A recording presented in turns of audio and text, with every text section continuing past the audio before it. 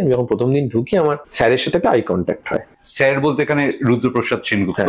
Sir বললো, বাহ এসো এসো এসো, তোমার অন্যরকম লাগছে, বসো। অ্যাপ্রিসিয়েট করছে নাকি মজা করছে।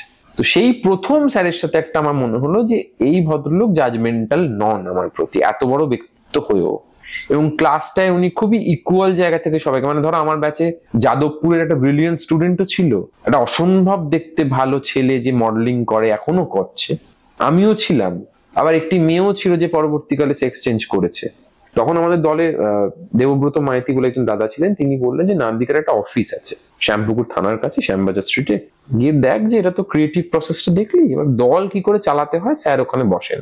স্যারকে বললাম, স্যার আমি আসতে পারি? বললাম হ্যাঁ এসো।